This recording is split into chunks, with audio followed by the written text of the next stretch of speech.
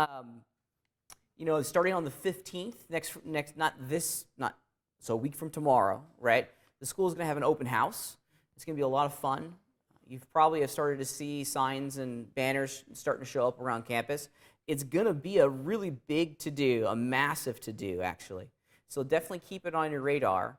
I'm going to be there. They're going to have a live cat exhibit, and they're going to have like panthers and pumas and stuff over in the Performing Arts Center. It's going to be pretty cool, right?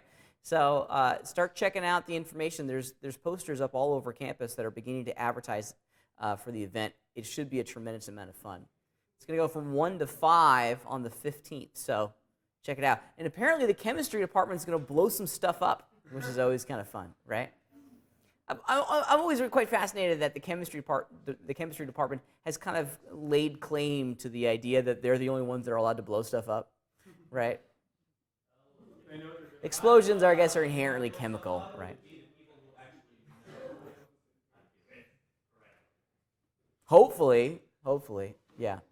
I remember this is right after we had our, the shooting on our campus a couple semesters ago. The chemistry department wanted to do just a fun chemistry exercise that included an explosion. They wanted to have like a garbage pail full of ping pong balls, right? And they wanted to explode it into the air. And apparently our administration came back and went, whoa, no. we just had a school shooting like 2 weeks ago, so you can't blow anything up on campus for a period of time. Yeah, anyways. All right, should we get back into this? Let's do some rigging. Yeah? Okay. Now, a number of you guys have heard me say, some of you guys showed up to office hours today, and over the course of the last week, actually, with big-time problems on your rigs. This is normal. This is very normal. If you're not running into some problems in the rigging process, I would probably say that you are either a rock star in rigging, and this is your future. Okay? If you had zero problems, this is a calling. This is the calling right now. The world is saying you should be a rigger, right? Most people do. And that's normal. It's okay to have some problems with things, okay? It's okay to struggle. It's okay to fail. It really is. Because within those failures, you truly learn something, okay? Don't be afraid of the failures, okay? In every sense, embrace them, because this is the rest of your life. Not that I'm saying that your lives are going to be failures, okay? That's not what I'm going for here. But you're going to be interacting with problems that you're going to be asked to solve by yourself almost at every single moment and every single day in the 3D industry, okay? The support mechanism in the 3D industry is not as strong as it is in other worlds, right? Probably because of how technically challenging this world is, okay? It's really quite easy to support graphic design, right? Because if you can master the pen tools and some print export settings, boom, you got it, right? That's not us, though, right? That's not us. We're going to have to be little detectives, or we're going to have to learn how to be detectives and problem solvers and learn the troubleshooting process, okay? So don't be afraid. Don't be afraid of the problems and the struggles, okay? Because I'm like, quite literally, this is going to be the rest of your careers, okay? And there's not going to be very few people inside of your professional locus of control that are going to be able to provide the same level of support, okay? There's not going to be a guy or a gal next to you that's going to be able to solve your problems, because they have their own problems to solve, right? Yeah. So it's common to run into these problems, and we need to learn how to solve our own problems, okay? I know from past experiences that this transition is a tough one, right? Because in every sense, mama bird, okay, I'm pushing you out of the nest right now. I'm not like nudging you out of the nest. I'm picking you up and throwing you out of the nest, okay? And the real world sucks, okay, in a big way. But we got to learn how to operate into it, right? We got to be able to get the confidence that's required to really be able to troubleshoot our own problems and learn how to resolve the challenges on our own, okay? You're going to see me doing a lot of this over the rest of the semester, where you come into a problem and I'm going to ask you, okay, where do you need to go find the answer to that problem, right? Because that answer, the encyclopedia of troubleshooting knowledge is not going to be me anymore, right? Not anymore, but I'm going to start stepping it back some, right? Because welcome to your future. Welcome to your future, okay? Man, I just made your future sound horrible. It's a lot of fun, but problem solving is part of our shtick, right? That's part of the things that we do, okay? We are problem solvers, okay? We have to be, because our tools are very, very difficult to use. They're often not documented well, And this is where it gets kind of sticky, right? And this is the hard part for everyone, including myself, to kind of learn how to operate within. Our problems are contextual. And the answers to our problems are also contextual, right?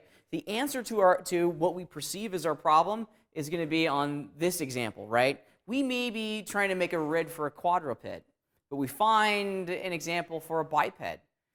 The application of those two ideas is really where we learn stuff, and we kind of have to wean.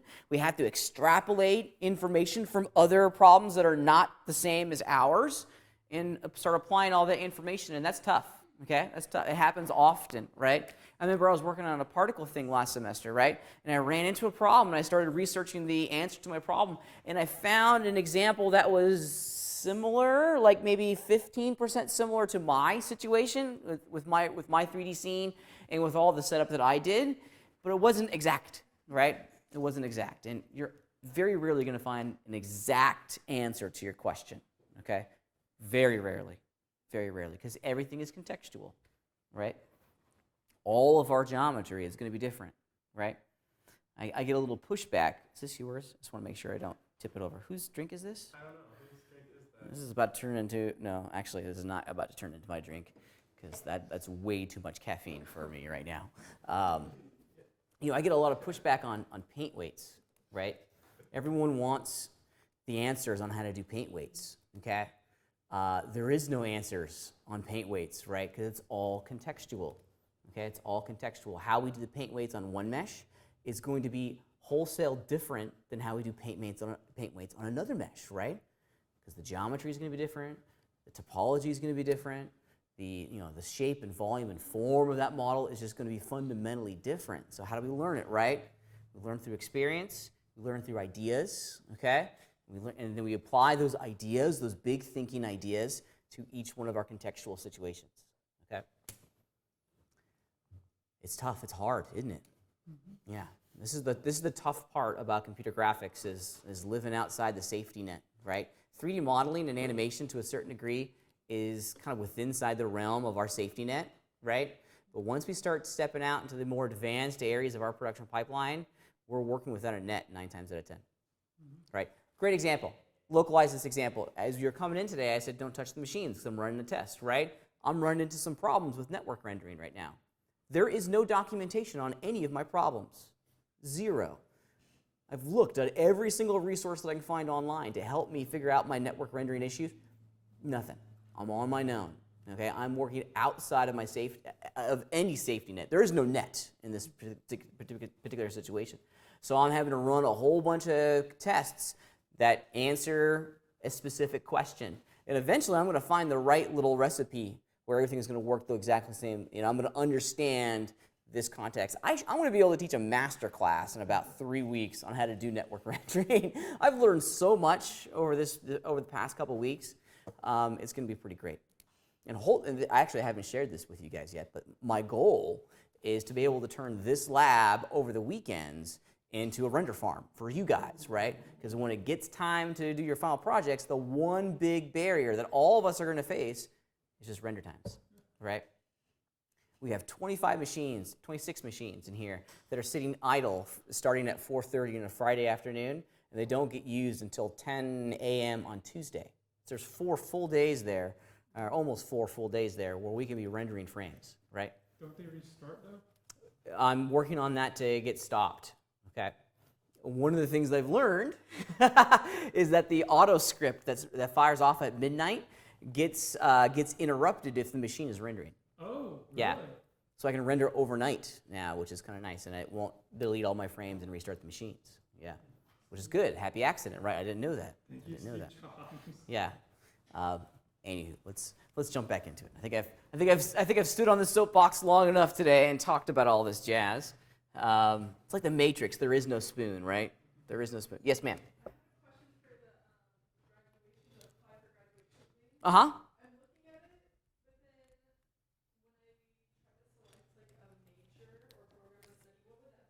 GCOM.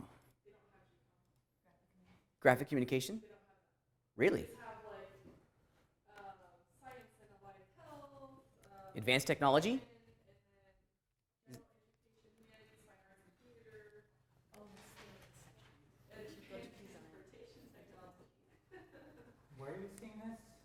Veronica has some experience with this.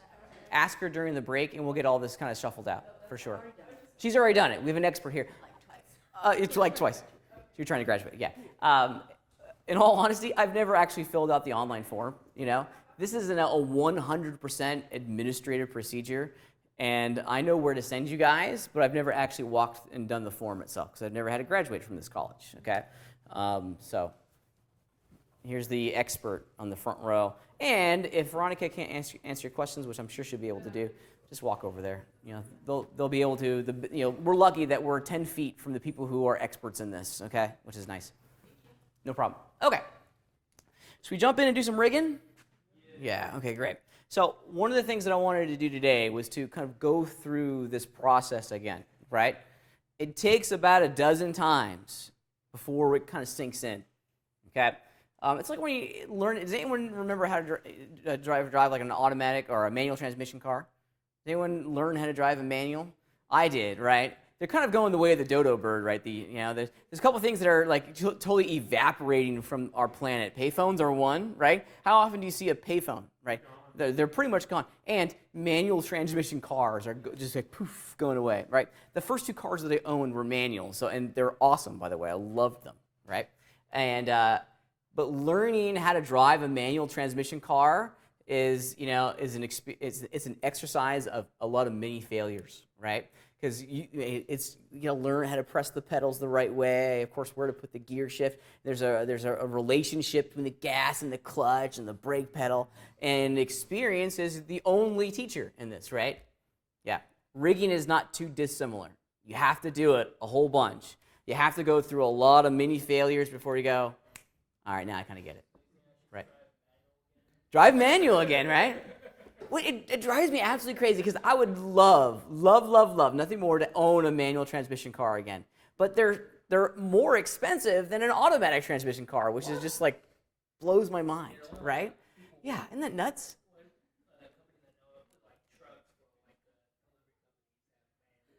Yeah.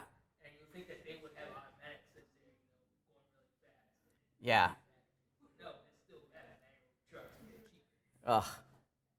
I love manual transmission. My first car was a 1978 brown Volvo station wagon, and I loved that thing. That was a great car.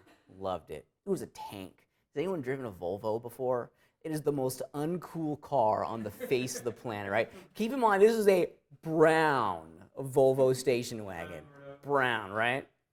Loved it though. Would not have traded that experience for everything. I called it the Pat Wagon. It was great. All right, what am I doing here? Let's load in a character. Let's do some rigging, okay? Let's look at a different mesh today. We've been doing a lot on Simple Guy, but let's do, let's do this base sculpt male. It's a good place to start. Just kind of a generic character here. Now, what I want to spend our time today, and let me turn off the lights so we can see a little bit easier, is just kind of going through the process once again, okay? It is okay to test things, okay? And I would encourage you to test things. Get really, really comfortable with one facet of our process before you apply it to your full-blown character. And that's what I'm going to do today. I'm just going to get the legs to work today. I'm not even going to rig the rest of the body because I want us to focus, be laser focused on just getting the waist down to work correctly because it's the most complex part of our entire rig, right? Another thing that you can do, especially when it comes to adding in all these IK handles and all this other machinery, is just do it on a skeleton. You don't have to bind the mesh to the skeleton before we go into the IK setup part, right? You can do all of the skeletal work, and then when it's working and it's done, then bind it to the mesh itself, okay? That bind operation could, in every sense, be the very last thing you do, okay, before you call your rig done, right? And that's what we're going to focus on today. I'm going to use my little character in the background here as just kind of a guide to help me place some of the joints and get real specific on the location of all this jazz. Okay, I love this. This is one of my favorite Moto presets, by the way. I use this one all the time. In addition to being just a really easy thing to do a lot of basic sculpting on, it's a great measuring stick, okay? Especially if you're making 3D scenes and 3D models. I'm working on a new 3D model, and the first thing that I do is that I scale everything, right? this is like a 6-foot male, like the average height of a male character, right? Sometimes having a visual representation of 6 feet or a human character makes it easy to scale your backdrop items when you're beginning the modeling stage, right? Scale stuff first. That's my big believer, right? All right, anyways, let's go rig our little guy here. Look at it from the front and start driving into all of this, okay? Okay, so as I mentioned before, I think I'm just going to do the waist down. I'm not going to really concern myself with above the waist, okay? Let's do it. We'll start adding in some skeletal joints here, okay? What's the first one that we're going to add? The root. I'm also going to turn on a little snapping here, a little grid snapping, because I want the root bone to be right smack dab in the center. Let's just turn on some grid snapping. There we go. And let's put it right in there-ish. That works. Cool. Let's look at it from the front. We can turn off our snapping now and start the process of drawing out all of our leg stuff. Okay? So let's turn on our symmetry on the X. And if you want, you can leave, I'm going to leave intersection off. Okay? You don't always have to have it on. Let's leave it off, and let's just start drawing the legs. Okay? So there's the top, there's the knee, there's the ankle. At this point, I usually zip over, start making some corrections here, the location of all this stuff. Let's turn on our compensation so we can work with these joints individually. That looks pretty good. Now, from here, this is where some folks are getting stumped. From here, where is the next joint that we're going to describe? Where are we going to place it? Not the heel, right? Which part of our foot is the heel? Yeah, that's the heel right there, okay? We don't want a joint down there, because do we actually bend our foot at the heel? No, we don't bend our foot at the heel. Where do we bend our foot? The ball of the foot right there, okay? And of course, we're naturally going to have some sort of termination joint to round out that chain as well. So don't get stuck on that, right? All right, so here we go. I'm just going to approximate it right in here, ball of the foot, then toe of the foot, okay? Right in there-ish. Let's look at it from in perspective. Yep, got to make some changes here. Everything kind of dialed in. Match the orientation of my foot. Yeah, I'm pretty pleased with that. That's a good start. Now I'm going to call that done, okay? Now let's be really good stewards of our scene as well, okay? I'm a big believer that we should name things as we create them. Name as we create. And try to be as representative as you can of the actual body part that you're describing with the name, okay? Now my naming convention here has kind of, looks like I forgot to change the suffix from, in its palm, so let's just manage that. So this is actually going to be called the root, okay? These are the tops of the legs, okay? Let's just name this leg, or let's do hip. Hip left or left hip. Left hip. Right hip.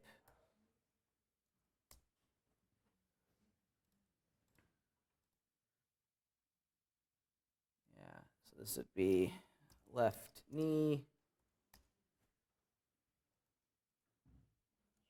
Left ankle,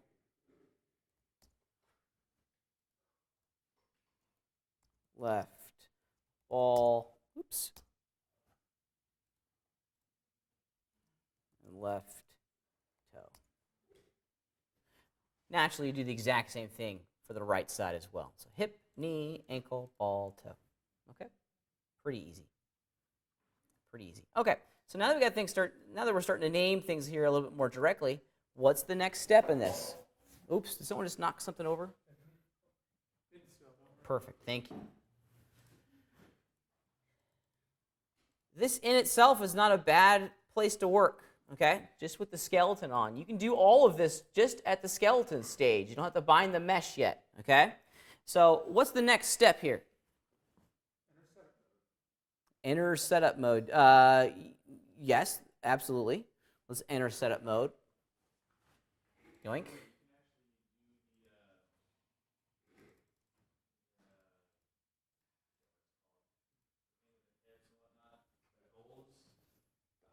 Yeah, you can do all, of course, you can do all the IK stuff before you even bind it to the mesh.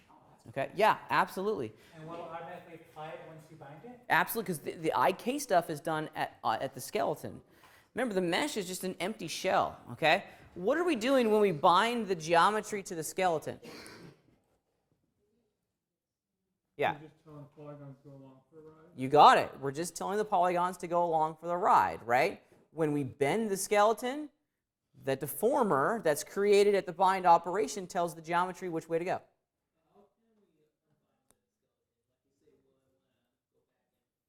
And mess with it, yeah. If you want to unbind something, okay, you have to get rid of all of its weight maps, okay? You can't keep it, unfortunately, okay? The easiest way to do that, and I don't have all of this stuff in here because I haven't bound anything yet, is to go into this group section, or excuse me, mesh operations, and you'll see a folder here called normalization or normalizing. I can't remember off the top of my head. And inside of that folder will be kind of this like lime green color. Inside of that folder are going to be all of your weight maps. And you got to just delete the folder and everything will go away. And then you physically have removed the deformers that are influencing the geometry. Keep the skeleton, yeah. It will, because the contents of that normalization folders are in every sense just the weight maps. Yep. The weight maps and then the transform deformers on top of that. The skeleton goes untouched, really. All right, so with that said, what's next?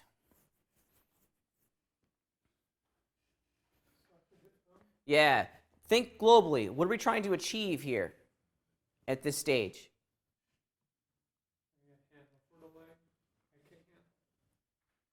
Yeah, we're trying to infuse some inverse kinematics. So we can do this kind of, hinge-like action with our knees, okay? And we do that by selecting the top of our leg first, hold down the shift key, top, hold down the shift key and grab your ankle, okay? We got to skip the knee, right? Got to skip the knee. Then where are we going? Yeah, Mike. Oh, so it's not actually like the entire hip, just top of the leg? Just top of the leg, you got it. See what I have selected? The top of the leg and then the ankle, okay? All right. Now, if we cruise back over into our commands tab, we're going to go into the inverse kinematics series of commands. And of course, at the top of this list is going to be assign IK. So let's go ahead and do it. And here's the cool thing. Before you update anything or before you click or deselect anything, just hit add goal because what you need to select is already selected for you. And you can see what's been created. Now, here's what I like to do. Give it a try, Get out of setup mode for a second. And, move that hip down. See what happens. See how we're getting that? Okay? That's where we're going here, okay? I've kind of gotten in the habit myself of whenever I add in a major destructive edit, when I change my rig pretty significantly, I test it to make sure that it's working the way I perceive it to be working, okay? Or that I think it should be working. Okay, so I'm liking this. Let's go on to the next one. So now we need to zero out the position and rotation information for all the IK goal, okay? Now, why are we doing this? Why are we zeroing out the position and rotation channels for the IK goal? Yeah, and this, Isaac was like, I forgot to reset it, right?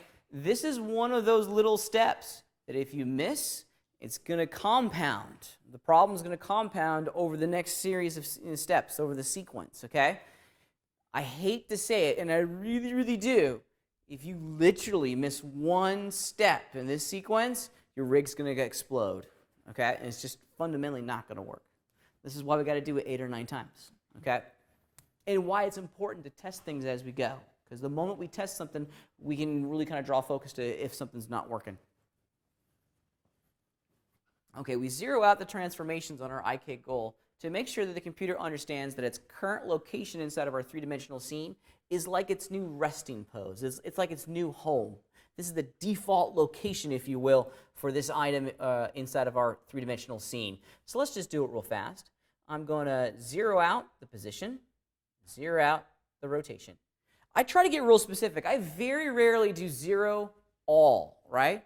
Because if we don't have to mess with if we haven't messed with the scale stuff, don't zero it out, right? It actually creates another item in the back end of the Modo database for it to manage, okay? So if you haven't messed with the scale, don't zero it out. Just zero out the ones that you have messed with or the ones whose values have been changed. Okay, let's give this a good name because right now it's just named as goal. So this is going to be left leg, leg, IK, goal. All right, ta-da! Looking pretty good, right? Pretty easy. Pretty easy. Alrighty, rights. Let's go back into setup. I forgot that I was in setup. Yep, cool. Okay, so now that we got the IK chain created on the leg, we need to start infusing some locators that are going to be responsible for the deformation of the feet, right? As I mentioned last week, this is the reversed footlock, system. There are 1,000 different ways to skin this cat. The reverse footlock system for the legs is a pretty common and universal system that you see out there. So let's get it going here. All right. So what do we need first to create this footlock system? Yeah. Create 4 locators. 4 locators. You got it. So let's just do it real fast. I'm going to create one and see what it looks like. Yeah, it's a little big. I'm going to out Cody here, and I apologize. This isn't a criticism, but he and I were working in office hours before class started today. And whenever he created locators, they were, the default size, which were ginormous in comparison to the size of the mesh and the skeleton, right? Why was this a problem, Cody? Do you remember? Bingo, because it was hard to select them. And when we used the item list to select these locators, it was very, very difficult to visually see inside the viewport which locator I was working with, okay? Protect your future selves. Like, really, protect your future selves, okay? It's like putting, a friend of mine said this once, and I thought it was perfect, so I'm going to steal it from her. It's like putting chocolate chips in your oatmeal in the morning, right? Protect your future self. Make yourself 10 minutes from now a really happy person, right? Protect your future self. Okay. All right. How am I going to protect myself with the size of my locator? Because it's way too big. I want to make sure the size of my locator is appropriate to the size of my rig and my mesh. Yeah. Change the display options. Bingo. What are we not to do? Scale. Scale it, right? No touchy the scale channels and locators, right? If we want to visually make them smaller, let's change their display properties. Yeah. Why is it that you don't scale it? Because remember, when you scale something, all of that information is being remembered by the system itself. And these values are going to influence other hierarchical items inside of your rig. Okay? One thing affects another, right? The transform channels, transform position, rotation, and scale are really the root of almost everything that we do inside the rigging workflow. Okay, so let's go over into our display tab. And there it is, size right there. That's what we're after. And let's figure out what the size of this. I'm going to size the first one, and then I'll duplicate it a couple times. Yeah, maybe a little bit smaller. Somewhere right around there. And that's pretty good. Okay, so now I can duplicate these things. The keyboard shortcut for duplicating an item is Control-D. So I need 4 locators. There's 2, 3, and 4. Cool. Let's give these guys some good names. These four new locators ultimately are going to be responsible for our feet. So this is going to be the ankle control. Call it left. Oops, not let. Left ankle control. This is going to be left heel control.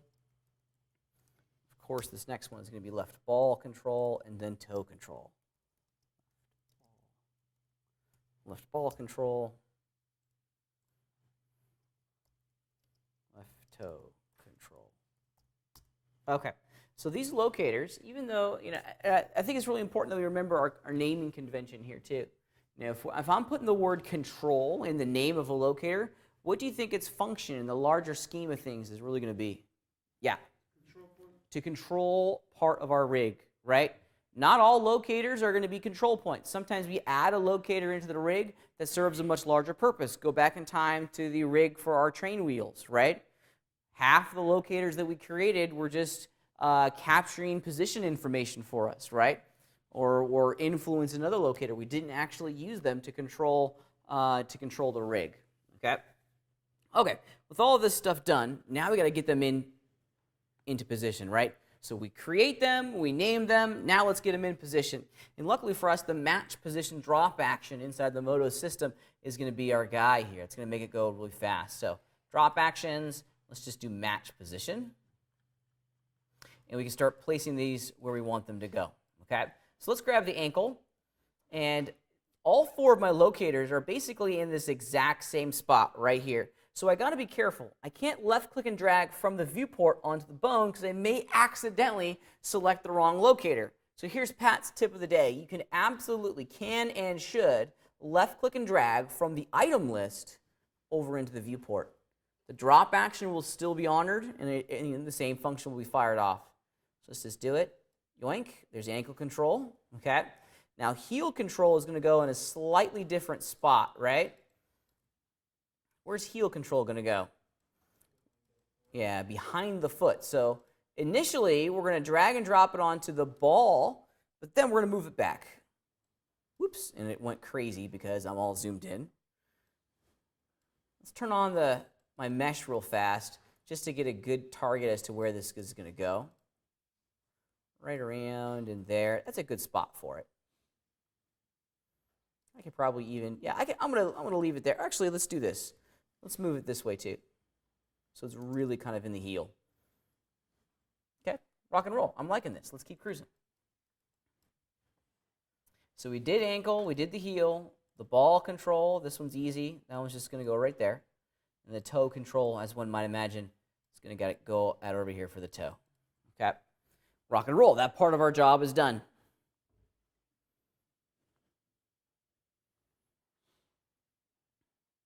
Okay, so now that we've placed all these locators where they need to be, the next step is to zero out all their position information, because we want the computer to think that their current location inside of the three-dimensional scene is their resting pose, their default location.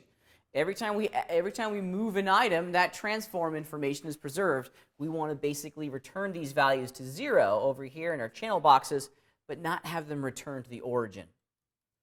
Okay, so let's just grab, we can do all 4 of them at the same time too. So we'll zero out position. I like to double check it just to make sure that it did do what I asked it to do, and life is good.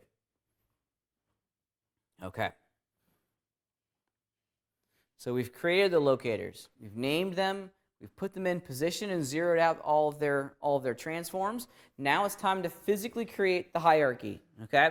And this is where folks tend to derail to a certain degree, because the pattern that we have to create is kind of unique, okay? It's called a reverse footlock, okay? Or one of the reasons why it's called a reverse footlock, because in every sense, we're parenting these locators in reverse order, which in turn creates the appropriate hierarchy. So I think of it like this. I go, the flow of information is this way, okay? And then everything gets parented back to the heel, okay? The heel is really the driver of this entire area, or this entire part of the rig. So let's do it. I want to change my drop action from match position to parent in place. We can start our work. Make sure I'm very carefully selecting what I want to select here. There we go. Left ankle control. It's going to get parented to that guy. This is going to get parented to that one. Okay, and of course the toe is going to get parented back down to the heel. Let's look at our hierarchy here real fast. And I seemingly have messed up, so let's go back. I think, what didn't I grab here? The ankle? Yeah, where is the ankle control?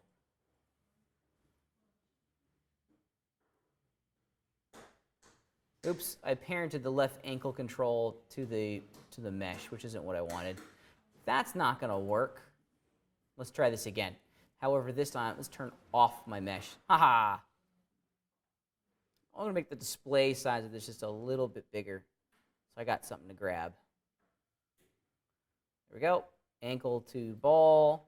ball to toe, then toe to heel. Toe. Am I not? Come on, Pat. It's the end of the week. Let's do this with a mouse instead of a pen tablet. That may be helpful. There we go. Rock and roll, and then toe to heel. There it is. If you look at the hierarchy that I've created, this is it. Okay? That's the structure that we should have created after the parenting of all these locators is complete. Heel, toe, ball, ankle. Okay? All right.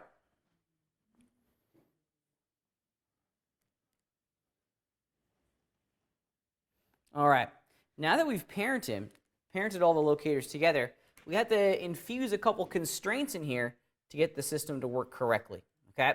So the first one is the ball. Okay? I'm going to select the ball bone first, then the ball control second.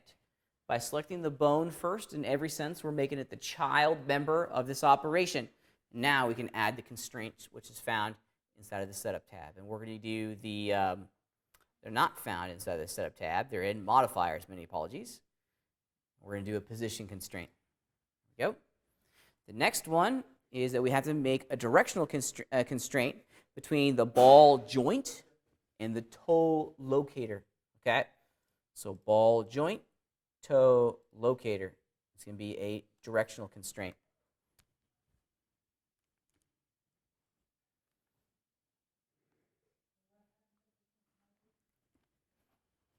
All right, things are starting to look pretty good here.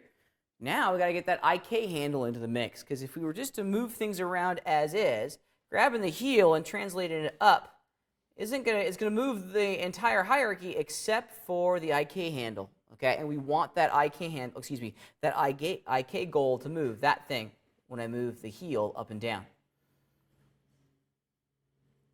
All right, so let's do it. I'm going to grab the, I'm going to parent the IK goal. So parent in place is still on. And I'm going to parent this to the ankle locator. Yoink. There we go. And then that now gets placed as a child of the ankle control inside of our hierarchy. It's going to be at the very bottom. That goal is the very bottom because we want it to be influenced by the ankle and, of course, the heel above it.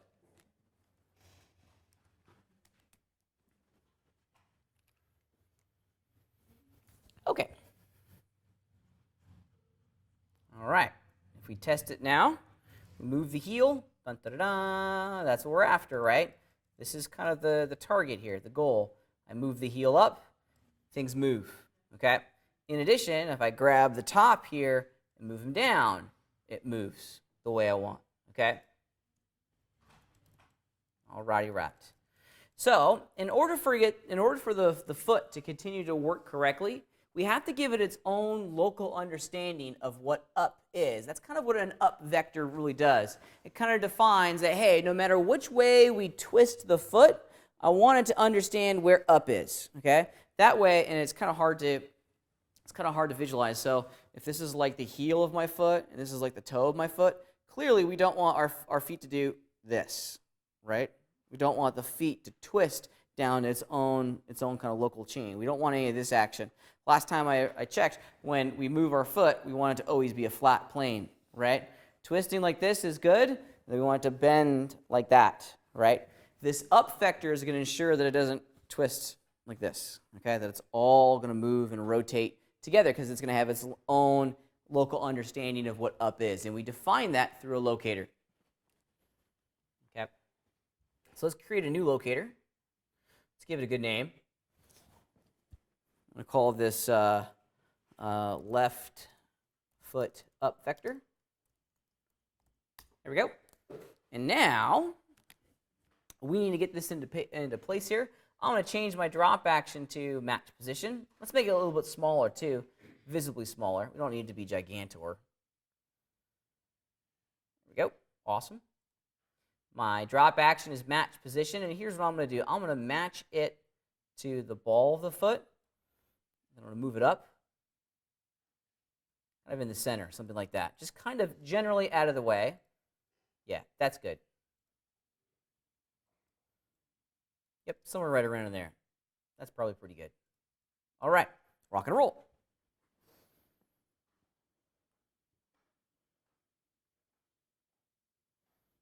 All right, so here comes the challenging bit, because we need to go get the directional constraint that we created 4 or 5 steps ago, right? This new locator needs to be assigned as an up vector for that directional constraint. And the selection process can be a little bit of a bear. Unfortunately, it is what it is. Yes, sir? Mm-hmm. I did a drag and drop, but I used the parent in place drop action. I'm having trouble dropping it onto the locator Okay. because I'm just grabbing it. And it's, I mean, I get the bone. We don't want the bone, right? Yeah. Okay, so what you could do as an alternative is to do it over in the item list, right? Because when you drag and drop things in here, yeah, just drag and drop it, because that's also a parent in place action. Yep. All right. Where was I? Directional constraint. All right, so we got to go find that directional constraint. Does anyone remember from our instructions where that directional constraint lives? Does anyone remember? We added 2 constraints in. Yeah, Tom. The ball joint. You got it, right? So let's select it real fast. Then our item list is pretty intelligent. It's going to show us directly where we need to go. So it's in there. Oh, there it is. And physically, we need to grab that directional constraint. Okay. With that selected, we can return to our viewport, hold down the Shift key, grab that constraint, and then over in our Properties tab, you can either do it in your Properties tab or in the Modifiers tool section. It literally is the exact same thing. We're going to assign that locator as an up vector for that directional constraint. Okay.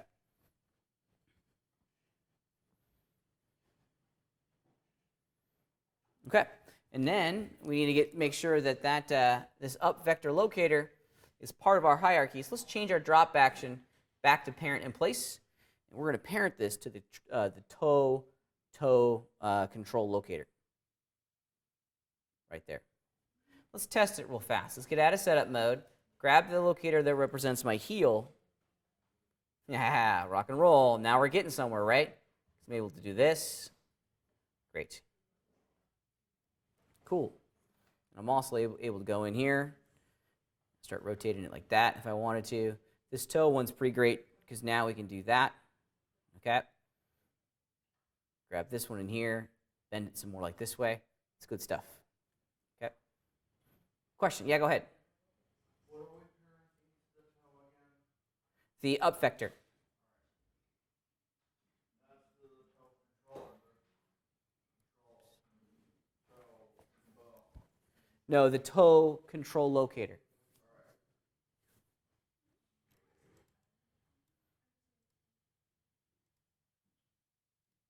All right. Okay, great. And that's it. That's it for the feet. Congratulations, you've done it. Right? You've done it.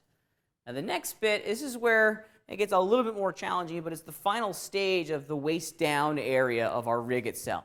Okay? And we got to get the knees to work correctly. As is, if we were to take our feet,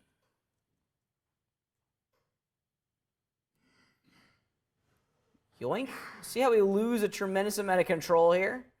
Get this really awesome twist. I wish our legs would do that. Ouch. Yowzers, right? Of course, we'd never be able to lift our ankles above our hips, but we want to kind of reduce and minimize that twist in there. And we do that with an up vector. This up vector, or pole vector, excuse me, this pole vector for the kneecap will help us establish the twist that we're after, right? It'll give us local control over which way our knee is facing, kind of helping us change the rotation of our leg. All right, let's do it real fast. It's not that bad, okay? Of course, naturally, we're going to need a new locator into the mix here. Let's just do it. Let's create a new locator. Let's be good stewards of our scene and name it. So this is going to be left knee excuse me. This is going to be left knee control. There we go. And then we're also going to need another one in here too. Let's go over to our display tab, bring this down a little bit. So that one's going to control the knee. We also need another one in here, which is going to be the new root of our leg hierarchy. So this is going to be root, left, leg. Okay? All right. Now that we have these two locators, let's get them into place. Okay? Let's do our drop action to match position. And root leg left is going to go to the top of our existing skeletal structure. Okay? Right up there at the top. Right at the top of your left hip bone. Okay? Let's zero out its transformations. Just the position. Life is good. Okay? For our knee, let's match position to our knee control locator to the knee bone. So match position. There we go. And we want this guy to be hanging out in front, so let's just manually translate him forward. Yeah. And I always try to put it an appropriate distance away from the knee. Somewhere right around in there is probably good. You don't want it too far out. Some folks put it like way out over there, too far. Somewhere right around in there is probably pretty good. Is that standard? Yeah, it's just an appropriate distance away. You don't want it too far away that we lose understanding of its role. But if it's too close, it's just going to get in the way. Okay.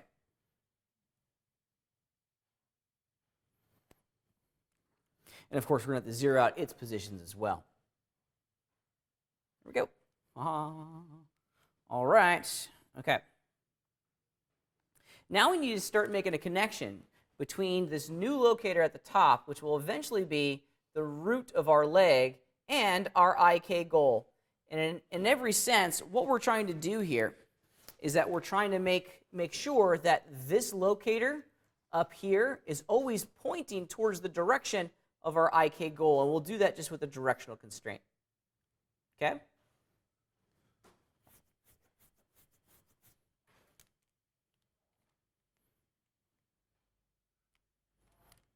Okay. Let's go grab the directional constraint that's on our root leg left. We're going to use this other guy as an up vector. Awesome.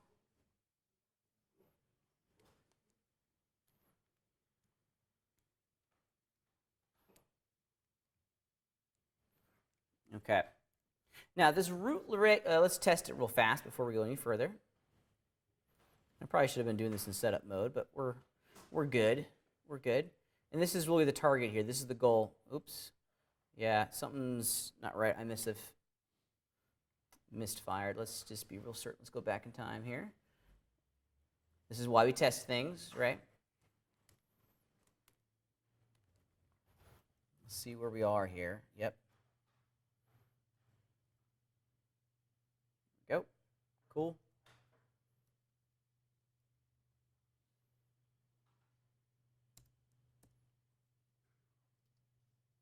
Groovy. Looking good. Oops, excuse me. Okay. So, okay. Let's grab that. I may have selected the IK goal earlier. Go. Let's do our direction constraint. Okay.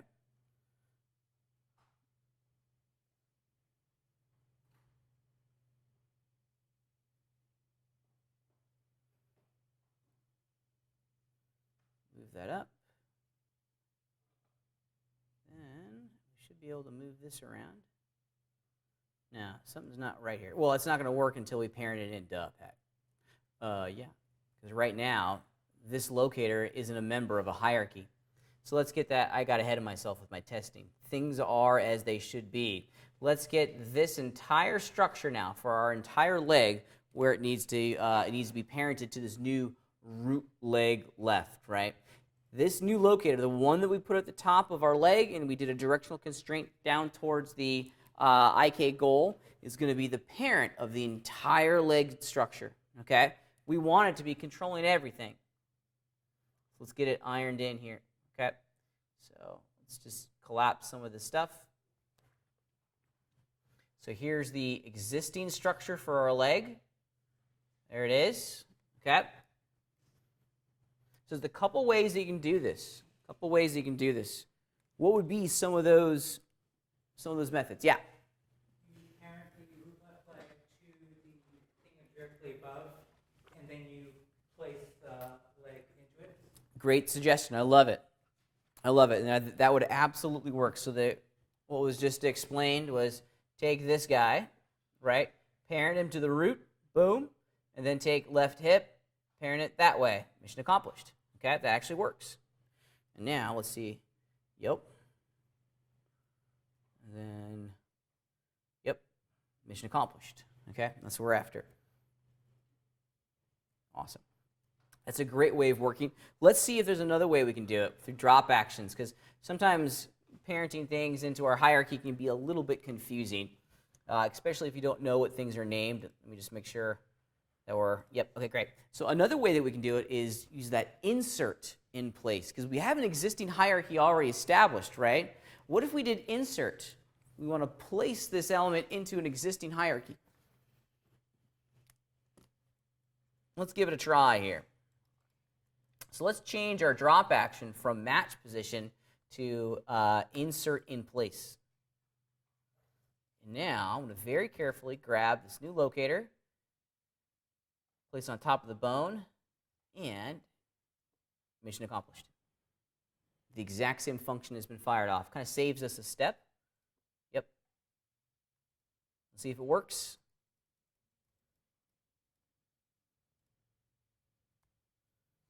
Yep. Grab the knee. Yep. Mission accomplished. Cool, huh? And that's it.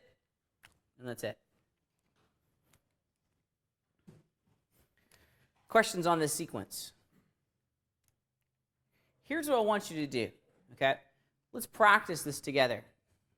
Let's really be comfortable with this sequence and with this process before we move on to the next chunk of things, okay?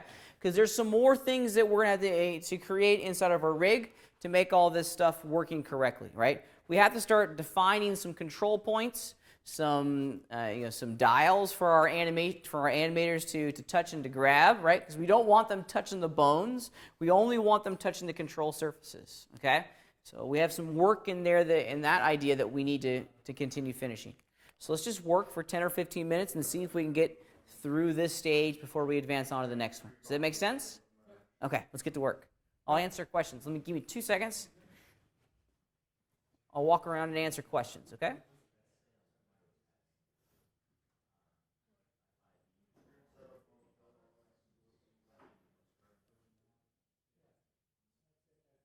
Okay, let's see.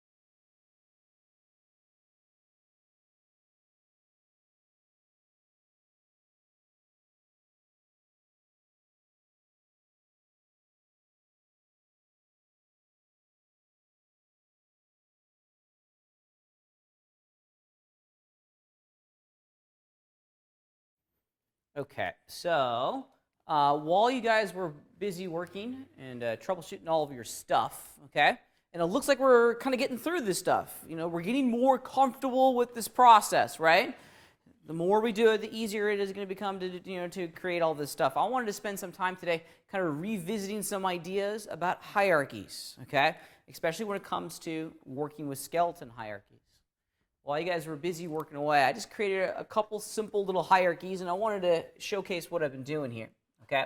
Of course, we have our root hierarchy itself, and this has just basically all the right leg stuff in there, okay? Haven't had much of a chance to go in and do the other side, all of this jazz. But what I added real fast were three additional hierarchies into my scene itself, okay? Now, right now, these three hierarchies are completely independent from the other skeleton bits. And this kind of showcases the power of hierarchies, right? We don't have to create all of these hierarchies in one mighty fail swoop, okay? We can piecemeal it together, but at the end, before we bind the mesh, right, they all need to be connected back into that root hierarchy, into one. So I have three additional ones that I've created just now. I have the spine. Gone through and started to name all of its parts and pieces, okay? And then these are my arms, okay? And I only did just a couple pieces in here. So let's just do left arm, shoulder, okay?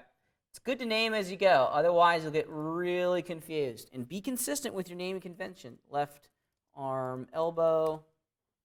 Of course, this bottom one down over here is going to be left arm, wrist. Oop, not Rost. Wrist. Let's do the exact same thing for a lovely right arm here. So this is going to be right arm, shoulder.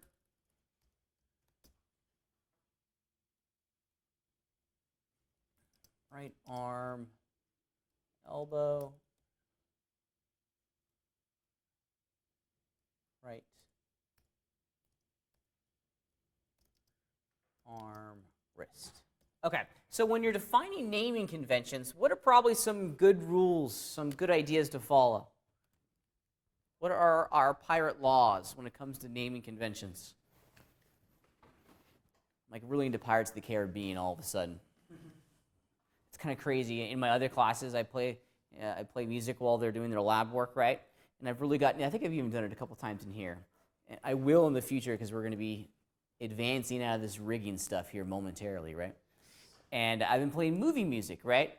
And Pandora, for whatever reason, has been playing like a lot of Pirates of the Caribbean stuff, like the past like 2 days in my other classes. And so now I like want to watch all the Pirates of the Caribbean films again. It's fueled by the fact that they just released the new trailer or the next trailer for the next Pirates of the Caribbean film. So, They're yeah. milking that again? Oh yeah, Johnny Depp has basically come out and said, "I love the role of Captain Jack Sparrow. I want to be this guy for the rest of my life." And Disney's going, Okay. "All right, if you want to keep being Captain Jack, we'll keep making money off of you. They have no problems." I think this is the fifth one. Dang. Yeah, the fifth Pirates of the Caribbean film. So we'll see if it's any good. The trailer looks interesting. That sounds like a mutually beneficial thing. Oh, absolutely. Yeah. Because, I mean, if you're Johnny Depp, I mean, this is a win-win for you, right? You're getting paid a boatload of money to play a character that you like. I mean, why would you not want to do this for the rest of your life? Yeah. Regardless, I have strayed For from the Disney, topic. When you have like from their perspective, when you have a lead actor who sells the movie for a franchise, and he's like, I want to do it again. And he's like, and you're like, Okay. okay, Yeah, I'm yeah. expecting- Johnny Depp's salary is pennies on the dollar of what they're making. So. Do anything else? Yeah, well, we'll do it. Okay, so let's think strategy here when it comes to naming conventions, right? What are some important ideas that we should apply to how we name our items in our item list? Look at the way that I've chosen to go through and name things. Is there a pattern here? Left, arm, LA, maybe? There it is. Good. Yeah, absolutely. Right? Left arm, shoulder. Left arm, elbow. Left arm, wrist. And then what do I do on the right arm? Same thing, I repeat that convention, right? Right arm, shoulder, right arm, elbow, right arm, wrist, okay? Now, this is just one way of approaching how to name all of your items, right? There's a bazillion different ways that we could approach this, right? But what are some good strategies? What should we be thinking to infuse in how we name our stuff? It's not random, okay? Purpose behind it. Yeah, what's the purpose? Organization. We definitely want it to be organized. So we know what it is. Yep. We want to be as descriptive as we can. We're also trying, one of the things that I try to do, this is a good strategy, it works for me in my brain, is I start the first thing that I write in my naming convention is kind of the most general describer, the most general descriptor of this item, right? This is something that goes on the left side of the body. Well, what part of the left side of the body? The arm. Well, what specific part of the arm is the elbow? With each word, I get a little bit more focused as to the role of this item inside the larger structure, okay? This changes when you get out there in the real world. It changes all over the place. Seemingly every single person has a different way of naming all their bones, okay? Or all their items. Just have a convention, right? Have a system that works for you. Some folks, they don't write out the word left. They just put L or R, right? Or they'll put the left at the end of the chain or the end of the sentence instead of the first one. Just have a system that works for you in your brain, okay? Don't randomly go through this naming process because you're going to confuse yourself. Yeah? In industry, does it matter how you do it, or? No, it doesn't really matter how you name things, right? But the strategies that we've just outlined are important. We need to be clear, we need to be descriptive, okay? And we need to be consistent, okay? We're creating a system here, and we want that system to be applied at every single level inside of our rig. Now, if we continue this idea and look at what I created earlier in the day with my leg, do you think we're going to see this idea again? Yeah, so here's my root, right hip. Now, these I didn't, we were working on the left side, so root, left leg, right? Then left hip, left knee, left ankle. I probably could put leg in there, left leg hip, left leg knee if I wanted to, okay? But there's a system in here. I start with the word that defines with the general part of the body, and then I get more specific, okay? Naming conventions are something that folks spend a tremendous amount of time defining, okay? It's important to name things, okay? It keeps us organized. It keeps us on the same page, especially with the number of elements that we're creating. We have to have a system in order for this to work. Okay. One other quick thing here. So I got my root. This is the structure here. These are 3 individual hierarchies that I created with the skeleton system, right? Now, and I think I've named all of them correctly, right? Spine, yep. Left arm, right arm, yep. We're good to go on all 3 of these, right? It's okay to individually create these chains. The arms were created at the exact same time using the symmetry tool on the skeleton, which is good. But at the end of the day, we're going to need to get all these things playing together on that root structure itself, okay? So we can create them individually, we can work with them individually, but at the end of the day, they have to get glued back together, okay? Sometimes, and this is kind of per user, depending on how you think and how you approach it, it's good to leave the appendages and the spine unparented from each other, okay? We're going to add in all these control locators, the IK stuff that we just did, and then at the end, combine them all together into one cohesive skeleton system, okay? So I think that's, yeah, question, go ahead. Is there a reason why you leave them unparented? It makes it a little bit easy. It makes it a little bit easier to work with them because we're going to create a whole bunch of locators right now, okay? And at times when everything is parented together, just managing the item list and the 200 individual items that are in there turns into a bear, right? It turns into a process pretty quickly, okay? So let's make it easier for ourselves. So we got the legs working correctly. Now it's time to get control locators for the rest of the body because we want to be able to go in and start adding little control points for our animators to touch and to manipulate and to continue rocking and rolling, okay? So how are we going to do this? We'll start with the spine, okay? At the end of the day, we really don't want our animators touching our joints, okay? Because what's going to happen if they touch a joint? it up. They're messing up, right? The likelihood of something breaking systemically within the rig goes up pretty quickly. So we really want them to only touching locators, okay? So let's create some locators. And I think ultimately, I want to be able to give our animators the control to rotate the spine, okay? So I have 3 joints here in my spine that I want to create locators for.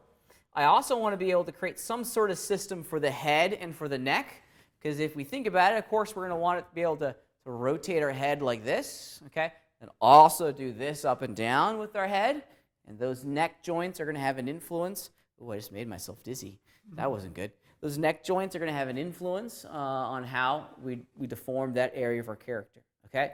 So let's throw in some locators. It's actually not that bad. We're going to use some existing ideas that we've already talked about, paired with some drop actions. We can actually blow through it pretty quickly, okay? Let's do it real quick, okay? Now, we don't have written instructions for this because I want you to start thinking about how to logically put all this stuff together. This isn't mechanically hard. It's not like the IK stuff where if you miss the order, you're going to be completely screwed, right? This is the easy part of the rig because we're just adding locators, putting them in very specific places, and then making sure they're influencing the correct level of our hierarchy. That's it. That's all we're doing, okay? So let's start with the spine. First step, create a locator, right? Let's create a locator.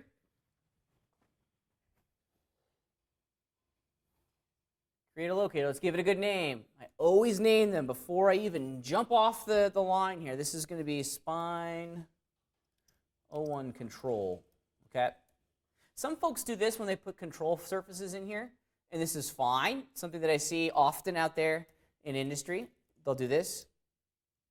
Okay, which is fine. Yeah, I'm good with that. Have a system and work for it and work with it. I type it out, but that's just me. Okay, I'm not like Mr. Acronym abbreviation guy. My brain doesn't work like that. Okay, so there's spine 1 control. Let's make the display properties a little bit smaller for this guy. All right, now we need to put this object in a very specific place. We need to put it in the exact same location as the spine joint it's going to control. How are we going to do that?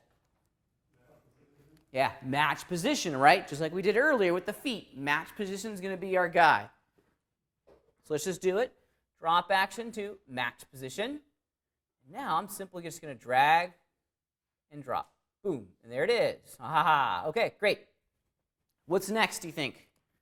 We've created a locator, we've named it, we've changed its location, like we did with the feet and the legs. What did we do to, especially the leg locator, or the feet locators? What was that 4th step?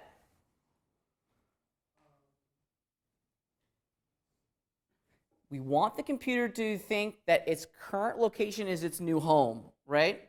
Zero it out. We need to zero out the transforms, right?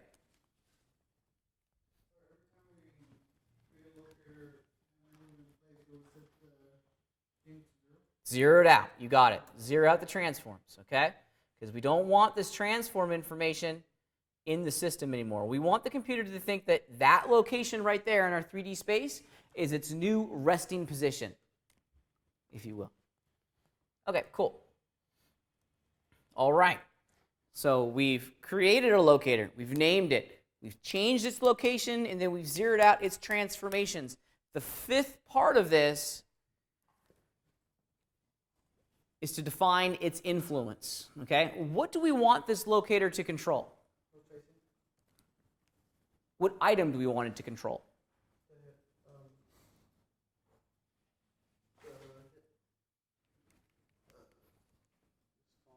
The spine, right? We want it to control the spine, right? So in every sense, let's think about it for a second. If we want it to control the spine, is this new control surface going to be the parent or the child of the spine? The parent, absolutely, okay? So now we have some information. Because when I move this locator, I want that joint to also move, right? Okay, so with that in tow, what are we doing here?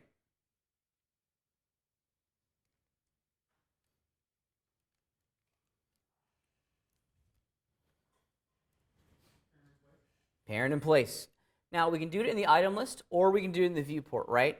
If we drag and drop in the item list, we're actually performing a parent in place operation, okay? What are we going to drop and where? Or onto what? Bingo, you got it. So that is going to go right there. We've just done a parent in place. Cool, huh? So now when I rotate this thing, the spine's going to move, okay? Let's turn off my base. Okay, so I grab that, and I can rotate that bit. Okay, cool.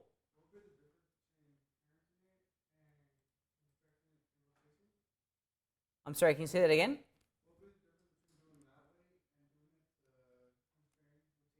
Doing a rotation constraint. So let's do that real fast. Let's experiment. I'm going to go back in time a couple steps. There we go. Okay, let's turn off that. So that's going to be the child. That's going to be the parent, right? Let's make the constraint, modifiers, rotation constraint. Now, that may be my fault. Let's make sure that, yep, that's good. This has transform information on it. Let's go into setup mode first. Rotation constraint, then it goes 90 degrees. That's not what we want, right? Because in every sense, why isn't this working? It's a good question, right? Let's remember how our system works. When we're doing a rotation constraint, we're ensuring that the local orientation of that item matches the local orientation of its parent with a constraint, right? A rotation constraint. I want you to look very carefully at my center point on my item here.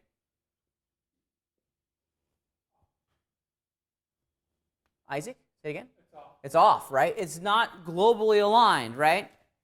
How do I know that?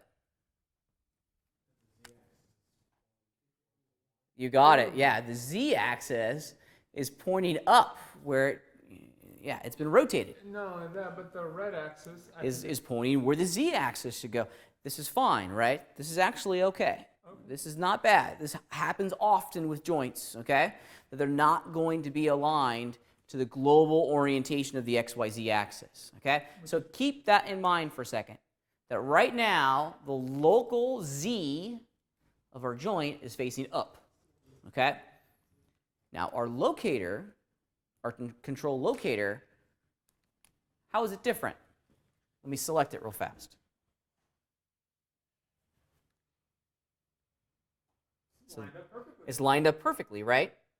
So why in the world, when I did my rotation constraint between the joint and the locator, the joint went, yeah. is matching the. Bingo. Yeah. It matched the orientation of the axes, right? On the joint, the z-axis was pointing straight up, this way. It's still understood by the computer that is a representation of the z-axis, right? We're not changing its role; we're just changing its local orientation, right? When I did the constraint to the locator, this guy basically rotated 90 degrees to match its one, you know? Now, there's a couple ways we can, so that's why it went like that. It rotated 90 degrees, right? Because the rotation constraint matched the rotation angles of both the items in there, right? Or in this case, the joint to the locator. Is there a way that we can resolve this? You can reset. Because we can do this rotation constraint, but it adds another step in here. You can reset the center point. Of what? You can reset the center point. Of what? The bone. Right? no, Yeah. no, We don't want to messing with the bones now, right? Okay. Messing with the bones now are going to influence the rest of the hierarchy, right? That's bad news bears, or that could potentially be some big time problems with this, right? Now, is the problem the joint or the locator? Now it says I can't mess the bones. It's only the locator. It's only the locator, right? Now, how did we get the locator to its current position? Match position, right? What if we added match rotation into that, right? Let's see what happens. Let's see what happens. Of course, Moto's probably going to take a step back and really prove me wrong. Boink. Okay. So now, if I do the rotation constraint, it stays where it is. Okay. Okay, for rotation constraint, you choose the. Sorry. The bone first, because that's going to be the child, Okay. right? And then the locator is going to be the parent, and then we can do the rotation constraint. Okay. Now, what's cool about this is that whenever I moved it. Whenever I rotate, I probably got to be out of setup mode here. Let's see. Will this work? I don't often do rotation constraints. Yeah, there it is. It works. Okay, which is great. Because really, the only thing that we want to have this thing doing is influencing the rotation of that joint. Okay, that's a perfectly acceptable, fine way of doing it. It really is. Okay. The problem that we're going to have, and it's not really a problem, it's just an extra element for us to manage, is that we got to figure out where that spine 01 controller is going to live inside of our hierarchy, right? If we're choosing not to parent it to spine 01 joint, we got to figure out where that's going to go, okay? Because that locator is going to need to move with the skeleton, okay? It's going to need to move with the skeleton as a unit.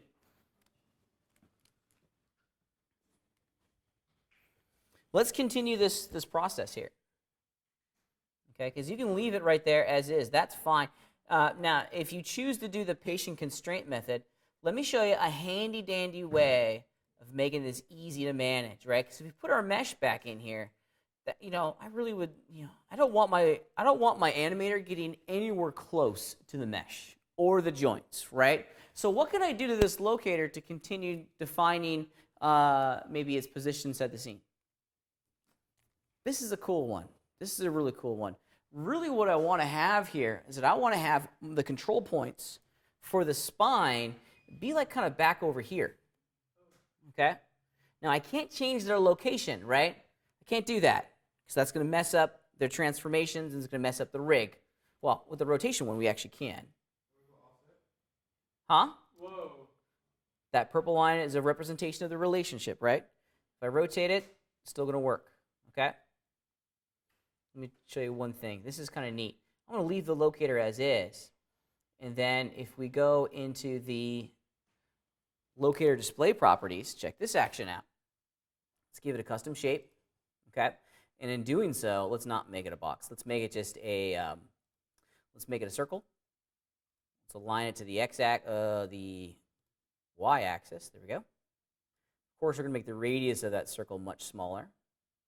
And then this is the neat part. Okay, is we get to offset it. I'm going to offset it along the z-axis. Oops. Let's try that again. There we go. I'm going to put it behind it. Let's make it smaller still. Yeah, so now if you look at it, really what we're doing here is, is that we're leaving the center point of the locator, which is actually influencing the joint in the correct location. But now we're changing the visual representation of the locator, and we're pushing it further back inside of our three-dimensional scene. Here's something that I often do when I'm starting to work with control surfaces, is that I give them a color. And that can be found under, where is it? The display section. Yeah. Do add draw options. Let's change the wireframe color to a user-defined value. And I usually pick a yellow. Yellow is the convention, if you will, for like central control surfaces. If something's yellow, that really means it's influencing the spine, the neck, and the head. Green is almost always going to be a representation of the left, and red is almost always going to be a representation of the right.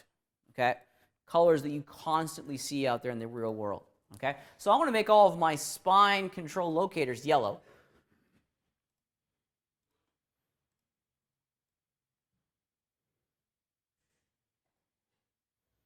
It's bright, saturated yellow, somewhere right around in there. Wonderful. Okay, and now that's easy to click on, right? Just blink, and I'm on my way. Love it. Okay. All right. Okay. Excuse me. Yes, sir. Can you go back another step after you mesh the position of the spine? Yeah, so there's two ways that you can go about doing this, right? So you match position and match rotation, right? So first you move the locator to the spine first, right? With match position. Yep. And then we want to take the locator and match its rotation to the spine joint, right? And then we can create that rotational constraint between the spine, yep, and the locator. That works.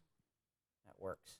Now the challenge that we're going to have here is figuring out, since we're using constraints to control our skeleton, where is this thing going to go, right? Where's it going to go instead of our hierarchy? It has to be parented to something so that when we move our character, everything comes along for the ride. Because right now, and I'll just do the root. I still have some work in here that I need to finish. If I was to move the root, this is what we get.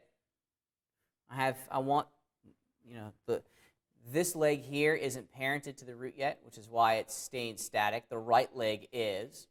But I want my spine and all of its control surfaces to move with it. Parented to the root. You got it. That can get parented there. Okay? So now when I move the root, yeah, that spine control goes with it. Okay?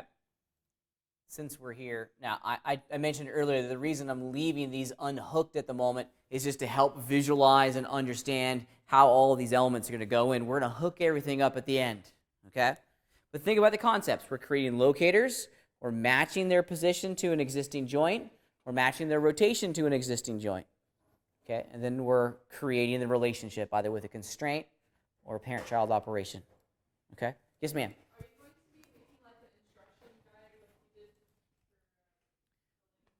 No, I'm not, because this is just we're going to do it a dozen more times, and I want you to follow along, right?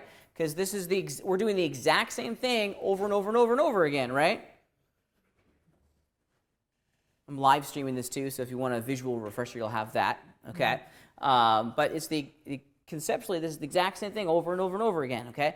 What's important is not the steps, it's the concepts, okay? So let's do it again. I have one locator down for the spine. Let's create another. Okay. Rinse and repeat. So this is going to be spine 2 control.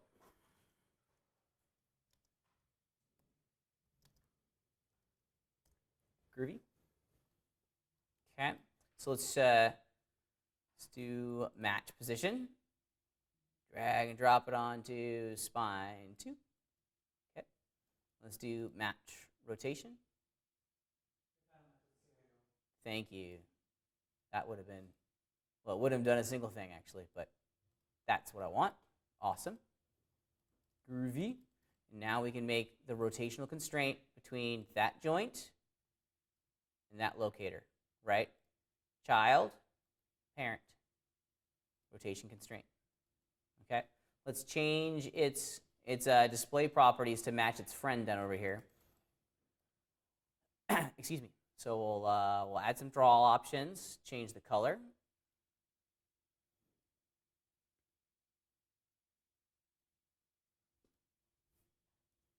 Cool. The fill color as well. Awesome. I'm going to change the shape too. Whoa, that's really big and yellow. We want it to be a circle.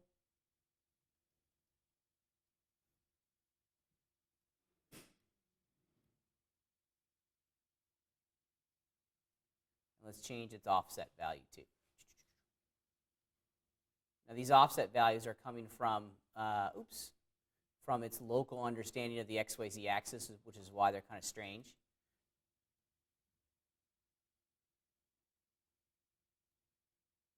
Here we go. And now when I click on that one, fire off the rotation handles, I'm getting what I want, right? This is in essence what we're after. I have a question for you. Yes, sir. How do you remove a specific constraint from a locator?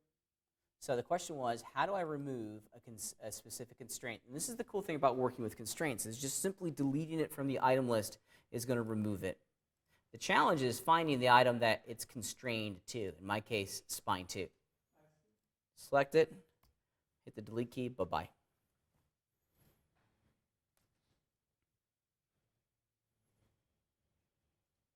Okay. Now, doing it like this is kind of neat because what we're left with here is an item list where all the control information is outside of the skeletal structure itself, right? If I need to go in and find the controllers, I don't have to dig into a crazy hierarchy like this and go, okay, it's way down there, right? Because like this, here's the root. Now I haven't, I must have gone back in time. Yep. So these two things will eventually get parented to the root. Okay. And then I'll only have to go in one level, if you will, to get what we're after.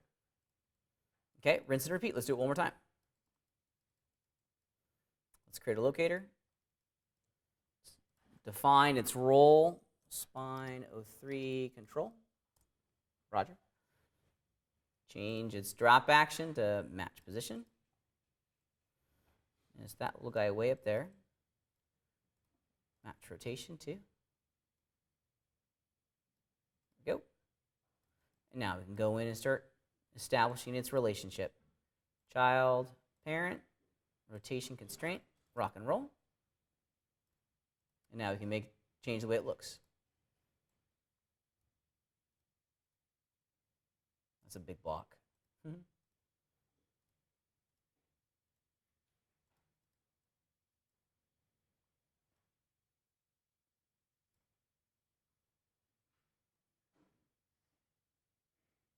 Let's make it a lovely shade of yellow. Add some draw options here.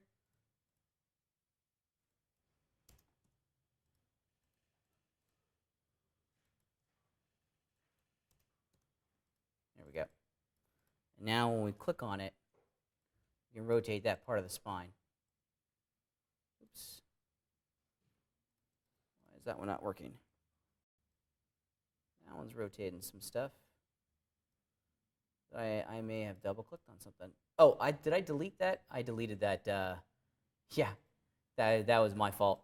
Isaac asked, how do you delete a constraint? And I went ahead and deleted it, and then I never added it back in. So, no, that's okay. That's okay.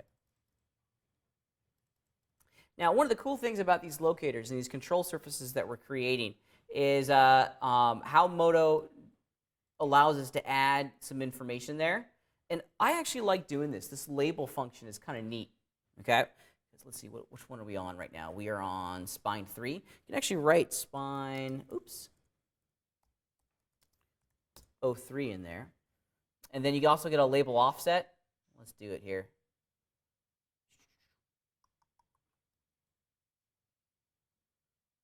Yeah, there we go. Move it up some. Ta-da. Oh, that's kind of oddly being drawn. I wonder if they've changed. Oh, you know what? This is my fault. Let's get rid of that label. I forgot about this. This is something, something they added. It's these notes. And let's see. Yeah, it's a multi-line note. And the title, let's just do spine 03. Except it's showing up down there. That's bizarro. Why is it showing up down there? Well, anyways, they've made a change here that I'm not entirely aware of how it's working. Let me see here. See if we can fix this. Oops, wrong one. My apologies. Let's remove the notes. Display options. We did the label. That didn't work. Well, I'll let you guys explore it. It used to be just kind of like perfectly in the center, which was nice, or it justified and stayed right next to the locator. Now it's seemingly it's moving with the viewport, but that may be a draw option that I'm not, maybe a line to view needs to be on to get that to work correctly. That may be it. That may be the change. Let's figure it out. Now I'm curious.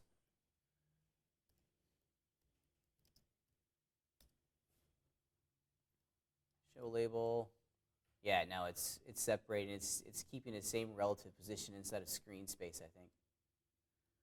It's always going to be roughly in the center. Doesn't move with the locator. Well, that's kind of silly.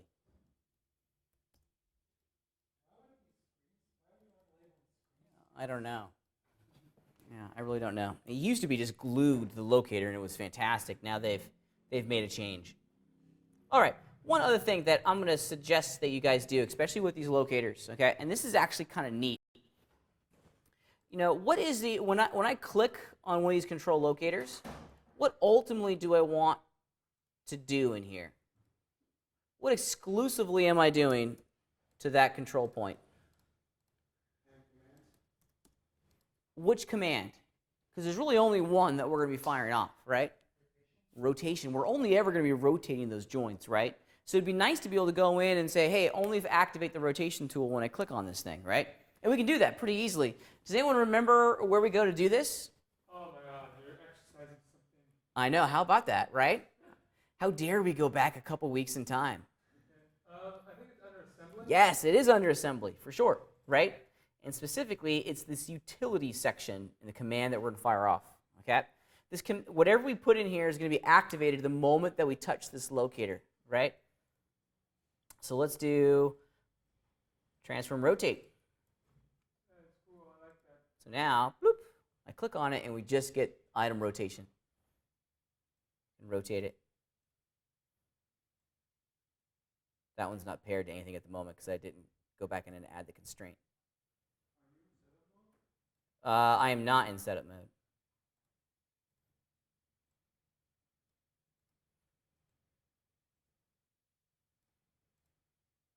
I have a question for you. Okay. Are we going to be linking these locators together so if the bottom one moves, the upper ones move too, or no?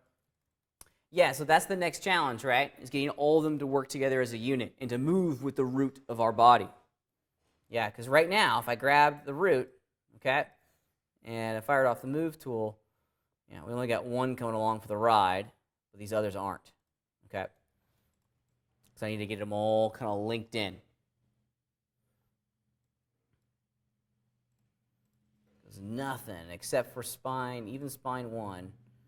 Here's spine 2 and spine 3. Apparently I didn't do the rotation constraints on these guys. No, I did. Spine 3's got the rotation. Let's do spine 2. Let's get this back in action here. Okay, child, parent, rotation constraint. There we go. Now when I rotate this, spine moves, rotate that, spine moves. Okay. Now for these guys here in the spine, this is kind of an interesting idea, isn't it? Check this section out. Some are rotating, others are not. Why is that? Why is this? Where's spine 1? Spine 1 control is in with the root. Let's get spine 2 and 3 in with the root. Reorganize my list. Okay. So if I move that. Oh, I got some awesome double transforms going there. There we go. Okay. Rotate the root. Everything rotates. Okay. Rotate that one. Yeah. So now we have a little bit of a problem here, right?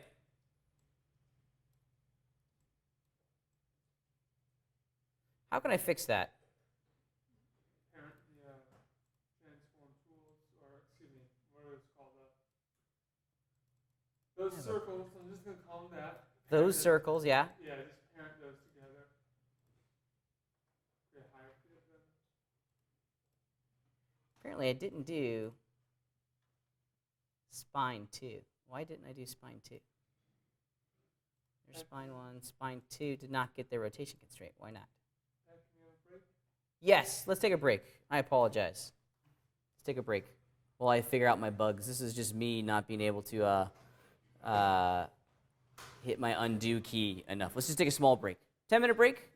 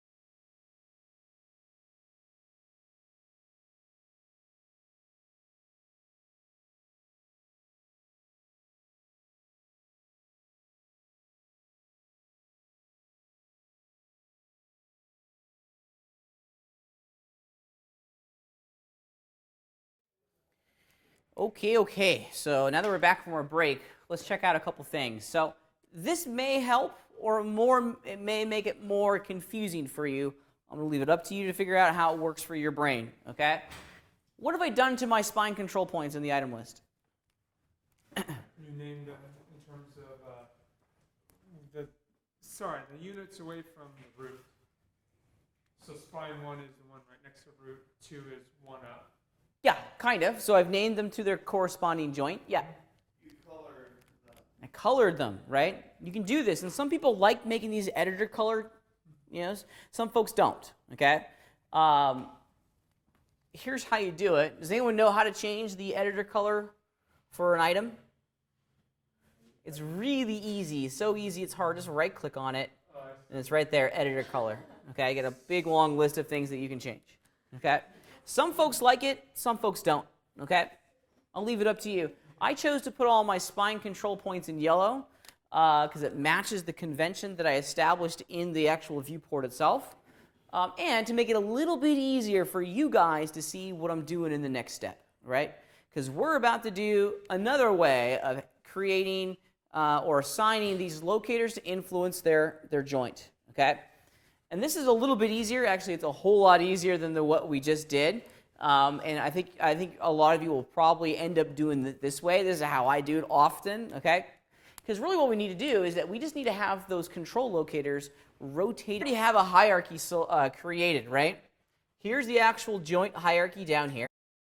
And I need to get this spine to control that joint, right?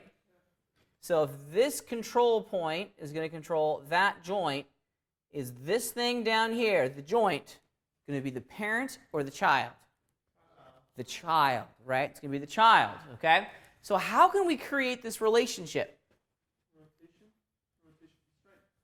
Not going to do it with a constraint. Huh? Just move it up? Absolutely. There's a lot going on in here. Okay? There's a lot going on in here. So let me show you another way.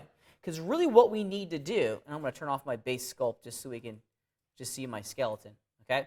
Really what we need to do is that we need to insert this locator into this hierarchy. Okay? Now, a couple things to point out. I've already gone ahead and matched the locators to that joint's position and rotation. Okay? Then I zeroed out the transforms for that locator right there. I did the exact same thing for all three. Okay? Check it out. If I change my drop action to insert in place, don't do insert at parent, right? Insert in place is going to keep the locator at the exact same spot. Now check it out. If I just drag and drop it over its bone, boink, check it out. Here it is. It basically took all of these joints and parented to the spine. Okay? And we're getting the structure that we want. So we can just keep repeating this pattern. I can take that control surface, insert in place to that joint, and look at it. What's going on here, right? You can see that now that control surface is the parent of that one. And lastly, do it up there. So this is kind of what it should look like and why I colored it to make it a little bit easier, right? Control, joint, control, joint, control, and then its joint is right there. Okay? So you grab the locator and drag it onto the bone, right? Onto the bone. And I'm using the insert in place drop action. That's the magic in this, right? You weren't kidding. You said that drop actions are lifesavers. They really are. They make things very, very easy. And with that done, I now can rotate that guy. And grab this joint here. I compose my character. He's looking down at something on the ground. Okay. Now this exact same idea can and should be applied to other areas inside of our scene, right? Other areas inside of our rig. Where could we apply this exact same structure? Arms, right? The legs we don't want to do yet, right? But the arms can use the exact same thing, right? Let's do it once more for the arms. Because we just really, for the arms, in order to get the forward kinematics correctly, we just want to be able to rotate that joint, and that joint, and that joint. Let's do it real fast. I'll add a locator. Let's give it a good name. Let's go through our process once more. So we'll call this left shoulder, shoulder control. Left arm shoulder control. Thank you, whoever said arm. Left arm shoulder control. And for these, I think what I'm going to do is that I'm going to make them into rings. Okay? So I'll make the shape a custom shape. It's not going to be a solid shape, and it's going to be circle. Go. We'll leave its orientation as is. That's a good start. We'll make it a little bit smaller. It's going to be a ring. Okay, now let's go back to our drop actions and start matching the position and rotation of all of this. I'm going to grab my ring, drop it onto my shoulder. Okay? Match rotation. Grab my ring, drop it on the shoulder. And that's right there why I didn't choose to rotate the locator in the display properties, right? Because I want the plane of that circle to roughly kind of describe to the user the angle of the joint. Okay? Pat, I'm going to ask you something. When I zoom in on my locator, the transform tool gets really small. Really small. If you want, and it's always going to keep its size relative. Let's do it real fast. Let me just fire it off. Say, oops, you zoom in on it. Sometimes it gets really small. Really small. The plus and minus key on your keyboard will increase and decrease the size of your tool handles. Oh, cool. Thank you. Yep. Okay. So now that I got that one in there, let's change the editor color to yellow. Or actually, this is going to be green since it's the left side. Editor color, green. Okay, now that one's green. Let's visualize it as green in the OpenGL browser as well by going into its display properties and adding some draw options.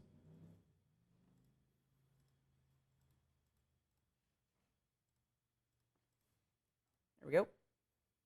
Oh, that ring is gigantic, so let's make it smaller.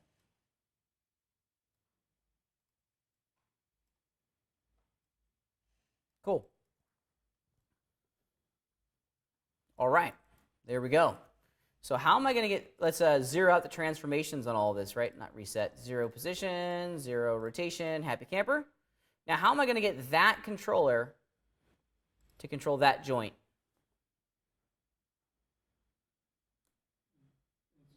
Insert in place, you got it. Change our drop action to insert in place, and we'll simply left click and drag it on top of the joint. Mission accomplished. So now when I rotate this thing, yeah, it rotates the arm the way I want it to rotate. Okay? Let's do it one more time for the elbow, and then we'll get everything kind of hooked back together. Okay? Create a locator. What's this going to be? This is going to be left arm shoulder control or left arm elbow control. Let's give it a good editor color of green. Ding ding, moto crash. Yes. Luckily, I didn't lose much. Just everything. No, I just I'm joking. missed changing the radius on the cylinder. That's Yeah. Let's make it a little bit smaller. There we go. Now let's start matching the position and rotation of that locator to that joint. Match rotation. It's lovely guys and gals down at the Foundry are listening right now. What would be really great if we had a third option in here. Match position, match rotation, match scale, and then match position rotation. That'd be great. Because most times you don't want to match the scale, right? And this does all three at the exact same time. Okie dokie. Then finally, I didn't change the color. I like my colors. There we go. Bum-ba-da. And then how are we going to get this big ring to drive that joint? Insert in place. See the pattern here? There's not much different in this at this stage of the game. It's not as crazy complex as the others. Oh, you know what? I don't think I zeroed out my transformations. Let me. Oh, you still got to do that. Yeah, you still got to do it. Yeah. Okay, great. Forgot to zero out my transformations. If you don't, problems? Yeah, you'll get problems. You'll get some weird rotation angles, some weird rotation positions in there. There we go. And now when I fire off the transform tools, yeah.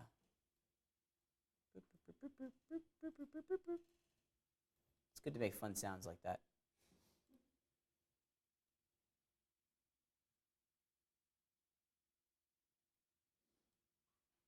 Cool. Okay. Same thing for the wrists, for the head. I mean, it really is a rinse and repeat at this stage of the game. It's pretty simple. Okay. Yeah, Vincent.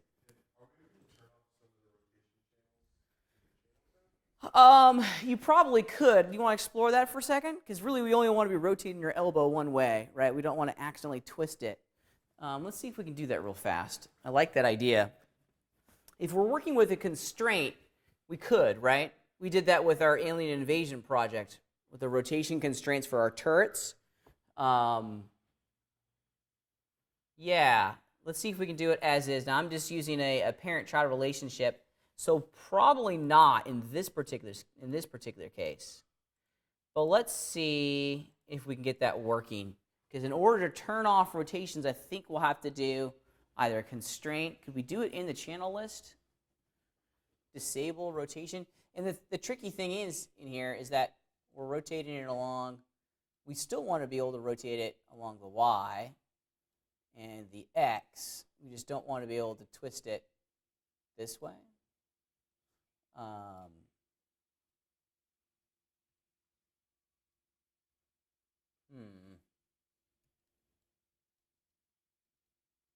Let's save that for another day. Let's talk about that later. I think the answer is yes, but I don't want to confuse people because I think it requires us to go into the inner workings of Modo pretty directly to turn that stuff off. I want to make the display size of this a little bit bigger. There we go. Awesome.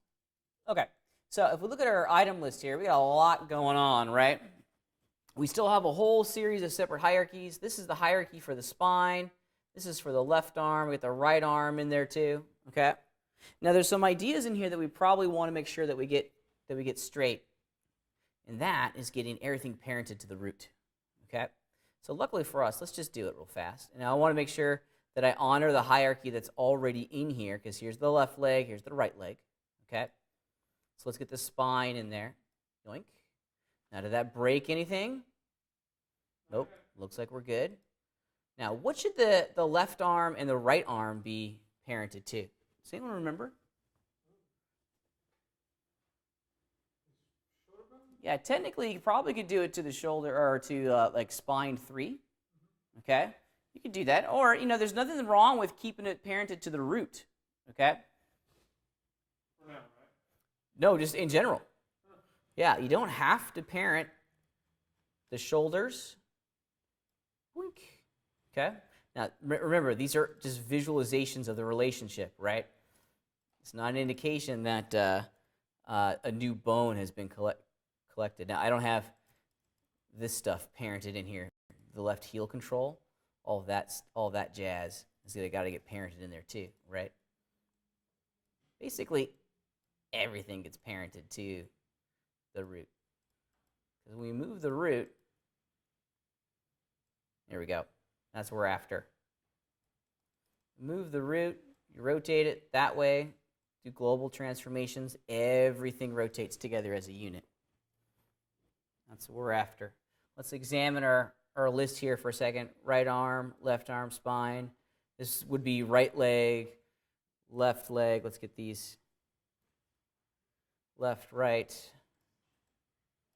Left, right. Let's put spine on the top. I like to order this.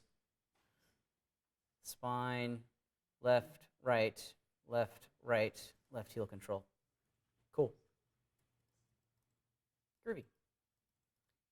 Pretty cool. Let's so the other thing that we get when we parent everything to the root is the ability to double click on the root and have the computer automatically select everything.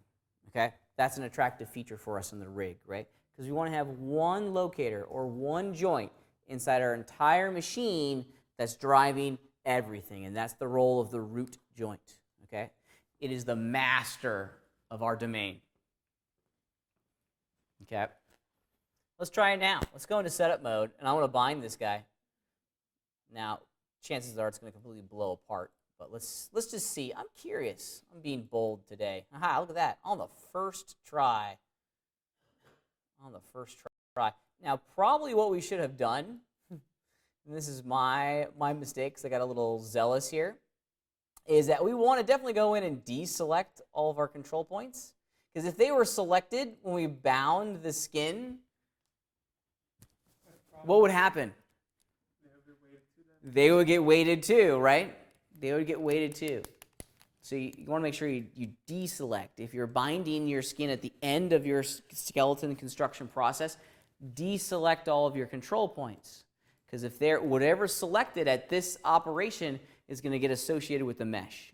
And we only want the joints. We only want the joints selected, right?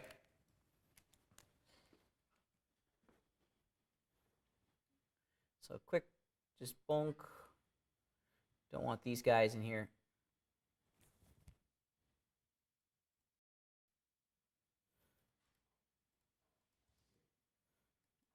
The tricky bits are going to be all this leg stuff, but it's really not that bad.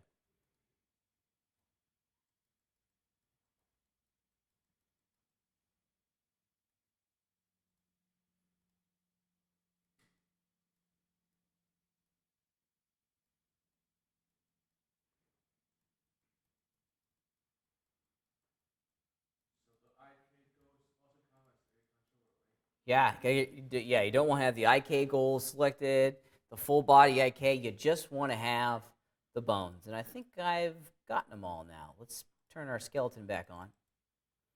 Find it once more. There we go. Start moving this thing around. Yeah, so I got some weight problems in here they're gonna fix, but we're on our way. That's fun.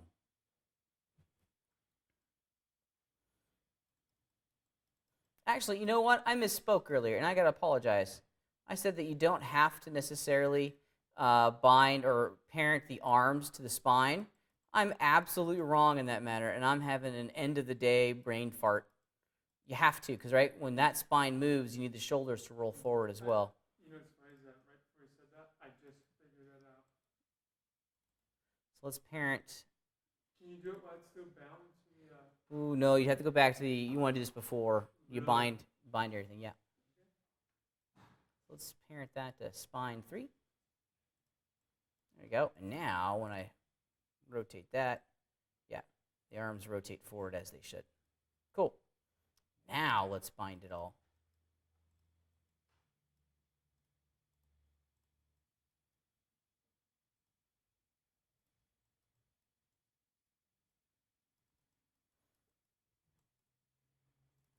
Do, do, do.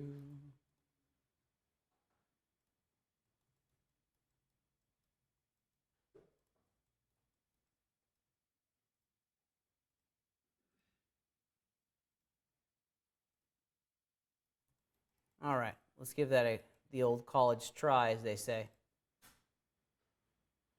Oop, might help if I had the mesh selected, huh? Bind, heat. There it is. That's looking good. Because now when I rotate my spine, yep. Oh, I'm not out of setup mode. Yeah, that's what I'm after. Ugh. This is how he feels after my class. I'm just going to throw up in the toilet. I'm just going to barf. Blah. Blah.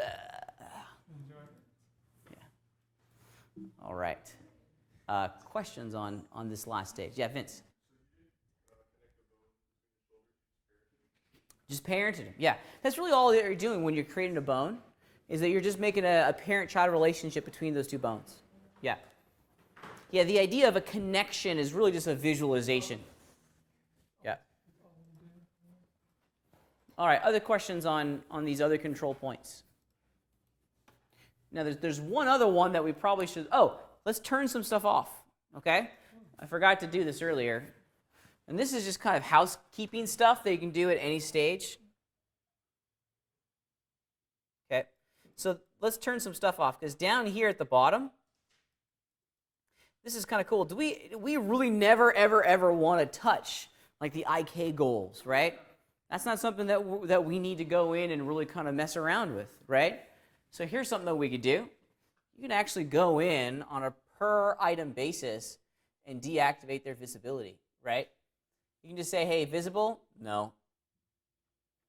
I don't want to see it. It's still active. It's still a participant inside of our scene, right? So if I grab the heel, for example, it's still working. We're just not seeing it, right? And I do that with a couple, like the ankle. We don't need to see that. No. Actually, all of our bones, we probably don't need to see our bones, too. You could do that with the bones. Just say, you know what, I really don't want them visible. Okay. The only thing that we really want to see at the end of this are the control points, right? So you can go in and turn the visibility of all your bones off. Yeah. Nope. Don't want to see those. Mm-mm. Now down here at the bottom, don't need to see that one. That's just a pole vector. Bye-bye. Now these guys down here, this is kind of fun, right? Because the heel is actually an important one. These three in here, the heel control, the ball control, and the toe control, you're going to be using those often, right? Because I want to be able to very quickly go in and do like this. Yeah, I got some weight issues. That's all weighting, by the way. It's all weighting. Yeah, that's fantastic, isn't it? Of course, I haven't dialed in the weight maps. Okay. And the feet are problematic. Yeah, look at that. That's awesome. The feet are problematic because of the close proximity. Look at that. I got some weight problems that I got to figure out. You got to love algorithms, right? They only do half the work for you. Usually at this stage, you're like, oh my gosh, come on, really? Yeah, welcome to rigging. Welcome to rigging. Stretch it out. Oh, yeah. dang. Rip apart the mesh because all my paint weights are wrong. Yeah. That looks so painful. Yeah. All right, I saw a hand. I want to make sure the questions are answered as I torture my guy. There's some satisfaction with torturing digital creatures, is there not? Yeah, there used to be, I'm not sure if the app is still in existence, but there used to be an app called Natural Emotion. It was great. It was created by a company called Endorphin. Let's see if it's out there. I'm actually really kind of curious because I remember working with this when I worked in San Francisco, and my boss knew the owner or something like that. Endorphin. There we go. Oh, here we go. Yes, it's still around. Yes, it's still around. That's awesome. Okay, let's see. Is there a... Hey, they're hiring. Awesome. Not that I'm interested. They used to be... Well, they're making games now. Probably because their middleware is crazy expensive. Morphine. Anyways, it's a ragdoll physics engine. And it's a tremendous amount of fun. Let's see if we can play it. You know, I hesitate to call it like Gary's Mod. Maybe it is kind of like Gary's Mod, but just like on steroids. Oh, is that it? Nah, this isn't it. They've changed their technology. Anyways, it used to be really cool. It was a motion capture ragdoll physics engine. And it was called, let's see. They've changed it. Anyways, that's cool. Roll over the logos, get a little animation. That's neat. Anyways, the whole idea behind it is that they were trying to blend motion capture data with raw physics, like ragdoll physics, right? So one of the demos was that, like, you have a football player, right? Or you have an actor in a motion capture suit in pads, and they capture the motion of the football player running, right? But what happens when they get hit by another person, right? They wanted to hand off the motion capture animation file to the ragdoll physics engine so that in-game video character would animate correctly, right? Because you can't motion capture a game character being hit from any angle, right? But you can simulate it, right? And it was a lot of fun. And the app that they had, it was great. It was great because you got these little controllers, and they had the ragdoll physics engine was always being evaluated in your scene, right? And you could set up certain conditions and then see what the simulation would create for you. And it was incredibly entertaining, right? Because we were like dropping like these little digital actors off of like buildings and stuff. It's like, let's see what would happen if they splattered on the ground, right? It was kind of entertaining. Or like, let's see what happens when we simulate like an 800-pound rock running into the guy and see the guy like splatter, fall on the ground, and get rolled. I mean, we got a lot of stress and anxiety out by maiming and hurting our little digital actors. Yeah, the other cool thing is you can have the actor at the T-pose, and then you could take like they visualize an influence with an arrow. I was like, let's see what happens when he gets punched in the face, right? So you put an arrow right here, like right next to it, and then you define the force that arrow was going to impact on the character, and then he'd be standing there, and like, poof, and he'd fall over. It was the greatest. Is how we ended our days, right? Unreal Engine's new physical animation system? Yeah, this is like 2000, so this is probably the precursor to all that stuff. Now ragdoll physics stuff is all over the place, but at that time it was a novelty, and it was definitely pretty rad. They have. Anyways. They have. You have your animations, and then you modify them with physics. Yeah. So like, you have running animation, but then you have the spine, like Spine 01, affected by physics. Like that. It's good stuff. It's good stuff. For like some. Yeah. Rock and roll. Okay. Other questions? Other questions? Okay. So your mission this week, and this is it. If you've despised every moment of this class, it all comes down to this. Bum bum bum. Oh, no. Okay. The last rigging part, character rigging part, because we're going to continue to do rigging throughout the semester. The last character rigging assignment of this semester is to finish Green Dude. Oh. Okay? Get everything up and running. We need to get all the waist stuff done. We need to get all the upper body done, okay? And the control surfaces for all the movable joints, okay? That's the goal. That's the goal. I've gone over today how to get those control surfaces inserted into the hierarchy, how to create, position, and match the rotation of their joint, and how to insert them into the hierarchy to get the type of movement that we're after, right? That's our goal. We're just going to try to run through the full character rig for Green Dude, okay? And this is it. Next week we move on. Next week we move on to new and exciting stuff. Yes, sir. Yeah, so that's a good question. Vince asked about that circle that you find on the ground. That's a world control locator, and yes, the root is parented to that. Yeah, some rigs have that. It's just an easy way, instead of going and grabbing the root joint and dragging it around the scene, just grab that big circle at the bottom, and then you can drag that circle around the scene. It's doing the exact same thing. Okay, other questions?